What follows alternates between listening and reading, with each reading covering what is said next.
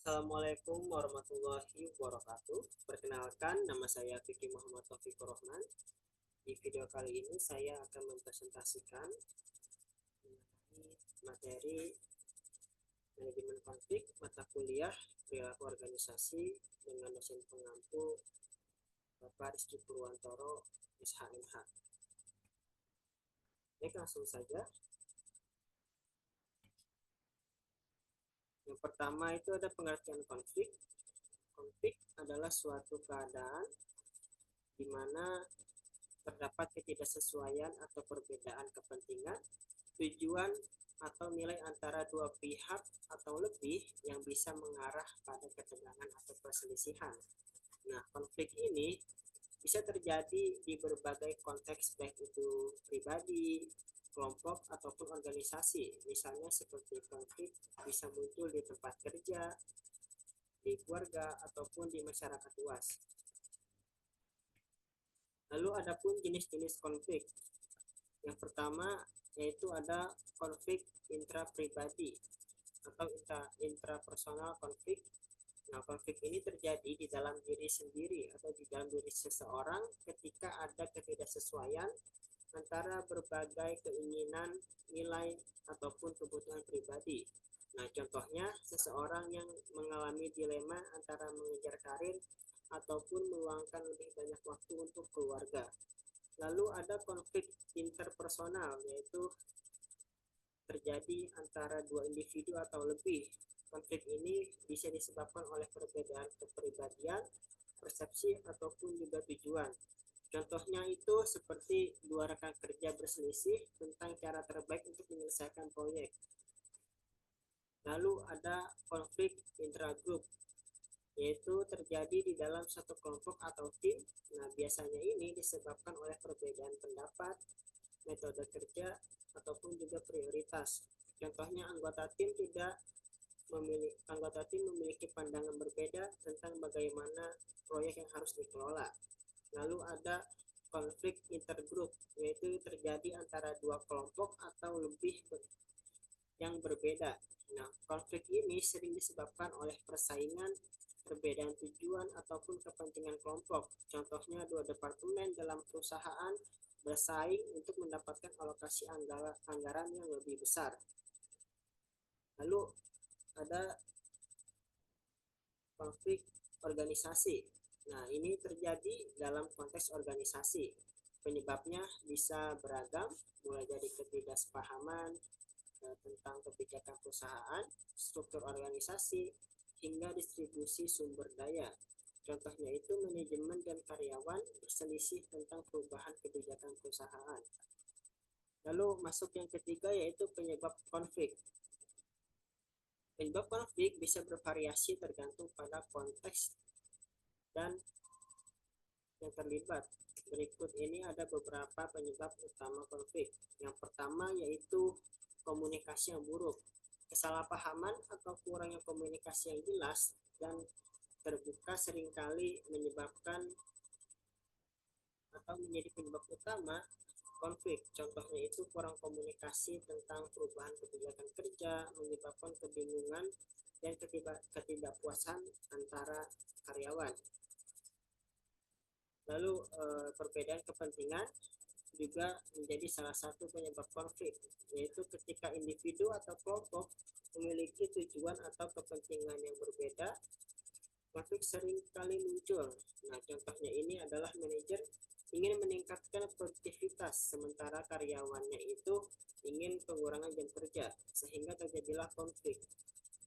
Lalu yang ketiga, perbedaan nilai. Nah, perbedaan dalam nilai-nilai atau keyakinan dapat menyebabkan konflik, terutama ketika nilai-nilai tersebut bertentangan secara fundamental. Contohnya itu di sini seorang karyawan yang menghargai keseimbangan kehidupan kerja dan pribadi berbeda pandangan dengan atasan yang lebih fokus pada pencapaian target perusahaan.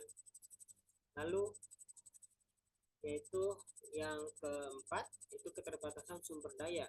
Nah, ketika sumber daya seperti waktu, uang, ataupun tenaga kerja terbatas, maka persaingan untuk mendapatkan sumber daya ini dapat menimbulkan konflik. Contohnya dua beberapa tim dalam organisasi bersaing untuk mendapatkan alokasi anggaran yang sama. Lalu yang terakhir yaitu perbedaan kepribadian. Nah, perbedaan dalam kepribadian atau gaya komunikasi ini dapat juga menyebabkan ketegangan ataupun konflik. Contohnya seorang karyawan yang sangat teliti dan perfeksionis mungkin saja bisa berbenturan dengan kolega yang lebih santai dan juga lebih fleksibel. Lalu masuk ke tahap-tahap manajemen konflik. Manajemen konflik ini melibatkan beberapa tahap yang membantu dalam mengidentifikasi, menganalisis, dan menyelesaikan konflik secara efektif. Yang pertama itu yang harus dilakukan adalah identifikasi konflik. Nah, langkah pertama adalah mengenali adanya konflik. Ini melibatkan pemahaman tentang pihak-pihak yang terlibat, isu-isu yang diperdebatkan, dan juga gejala-gejala konflik seperti ketegangan ataupun komunikasi yang buruk. Contohnya yaitu memahami bahwa ada ketidakpuasan di antara karyawan tentang perubahan kebijakan kerja. Nah, ini juga merupakan salah satu mengidentifikasi adanya konflik. Lalu analisis konflik, yaitu menganalisis akar penyebab konflik dan memahami dinamika yang terlibat. Hal ini mencakup mengidentifikasi kepentingan dan juga tujuan masing-masing pihak. Contohnya yaitu menilai bahwa ketidakpuasan karyawan berakar pada kurangnya komunikasi dan juga penjelasan tentang manfaat dari kebijakan baru.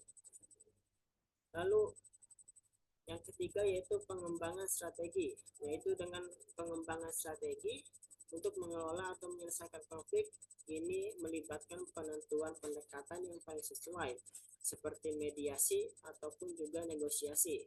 Contohnya memutuskan untuk mengadakan pertemuan tim untuk mendiskusikan kebijakan baru dan juga mendengarkan umpan balik karyawan. Lalu ada implementasi strategi, yaitu melaksanakan strategi yang telah direncanakan. Hal ini juga mungkin termasuk pertemuan, diskusi, atau intervensi formal lainnya. Contohnya yaitu mengadakan pertemuan dengan karyawan untuk menjelaskan kebijakan baru ataupun juga mendiskusikan kekhawatiran mereka. Lalu yang terakhir yaitu evaluasi dan juga pembelajaran.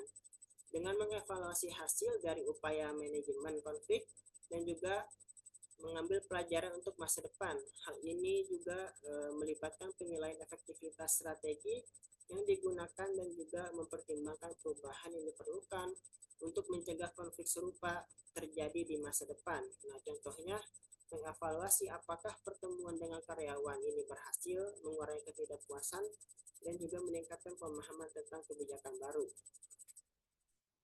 Lalu masuk yang kelima itu ada strategi manajemen konflik.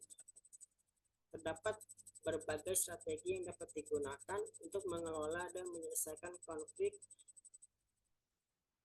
tergantung pada situasi dan pihak yang terlibat. Yang pertama yaitu ada kolaborasi atau collaboration. Strategi ini melibatkan kerjasama antara pihak-pihak yang terlibat untuk menentukan solusi yang memuaskan semua pihak. Tujuannya adalah untuk mencapai hasil yang saling menguntungkan dan juga memuaskan semua pihak yang terlibat. Contohnya itu ada dua tim yang bekerja sama untuk mengembangkan solusi inovatif yang menggabungkan ide-ide yang terbaik dari masing-masing tim. Lalu yang kedua itu ada kompromi. Dalam strategi ini masing-masing pihak membuat konsensi untuk mencapai kesepakatan yang saling menguntungkan. Nah, hal ini biasanya melibatkan kesepakatan yang saling menguntungkan ini biasanya melibatkan pengorbanan sebagian dari tujuan ataupun keinginan mereka untuk mencapai penyelesaian. Nah, contohnya dua kolega setuju untuk berbagi tanggung jawab dalam sebuah proyek dengan cara yang adil. Lalu yang ketiga ada penghindaran atau avoidance. Strategi ini melibatkan menghindari konflik dengan tidak membahas isu-isu yang sensitif atau juga kontroversial karena hal ini dapat efektif untuk menghindari eskalasi konflik tetapi mungkin tidak menyelesaikan masalah mendasar. Contohnya seorang manajer ini memilih menghindari konfrontasi dengan karyawan yang sulit dengan tidak membahas isu-isu yang bisa memicu ketegangan. Lalu ada akomodasi atau accommodation. Salah satu pihak mengorbankan kepentingannya untuk memenuhi kepentingan pihak lain. Nah, hal ini biasanya digunakan ketika hubungan yang lebih penting daripada masalah yang diperdebatkan. Contohnya seorang karyawan setuju untuk menerima perubahan jadwal kerja demi menjaga hubungan baik dengan manajer. Lalu yang terakhir ada kompetisi. Dalam strategi ini, salah satu pihak mencoba memenangkan konflik tanpa memperhatikan kebutuhan ataupun keinginan pihak lain. Nah, hal ini biasanya digunakan ketika satu pihak merasa sangat yakin dengan posisi mereka dan juga tidak mau berkompromi. Contohnya seorang manajer yang berusaha untuk memperlakukan kebijakan baru meski mendapat perlawanan dari karyawannya. Lalu yang keenam itu ada dampak konflik. Nah, dampak konflik ini bisa memiliki dampak positif maupun juga negatif, tergantung bagaimana mereka ini dikelola. Untuk dampak positifnya yaitu yang pertama, peningkatan kreativitas. Nah, konflik yang dikelola dengan baik dapat mendorong munculnya ide-ide baru dan juga solusi kreatif. Contoh diskusi yang intens tentang strategi pemasaran yang berujung pada ide kampanye inovatif yang sukses. Lalu ada penguatan hubungan, yaitu mengatasi perbedaan dan bekerja sama untuk menemukan solusi dapat memperkuat hubungan. Contoh, dua rekan kerja yang sebelumnya berselisih setelah melalui proses mediasi menjadi lebih akrab dan juga bekerja lebih baik sebagai tim. Lalu ada peningkatan pemahaman. Konflik dapat menjadi peluang untuk memahami perspektif dan kebutuhan orang lain. Contohnya, konflik tentang alokasi anggaran yang membantu manajemen memahami prioritas dan kebutuhan setiap departemen dengan lebih baik. Lalu ada pula dampak negatifnya, yaitu yang pertama, stres dan ketidakpuasan. Konflik ini yang tidak terkelola dengan baik ini bisa menyebabkan stres dan juga ketidakpuasan di antara pihak yang terlibat. Contohnya ketidakpuasan karyawan yang berlarut-larut karena konflik dengan manajemen tentang kebijakan kerja yang tidak diselesaikan. Lalu dampak yang kedua itu penurunan produktivitas. Karena konflik yang berlarut-larut ini dapat mengalihkan fokus dan juga energi dari tugas-tugas yang produktif. Contohnya anggota tim yang terlibat dalam perselisihan berkepanjangan menjadi kurang efisien dalam bekerja. Lalu dampak yang terakhir yaitu kerusakan hubungan. Konflik ini yang tidak terselesaikan juga dapat merusak hubungan dan menciptakan lingkungan kerja yang tidak sehat atau buruk. Contohnya karyawan yang terus-terusan berselisih dengan manajer akhirnya memutuskan untuk keluar dari perusahaan. Nah, ini merupakan dampak positif dan juga dampak negatifnya dari konflik. Nah, mungkin sekian presentasi yang dapat saya sampaikan. Kurang lebihnya mohon maaf. Wassalamualaikum warahmatullahi wabarakatuh.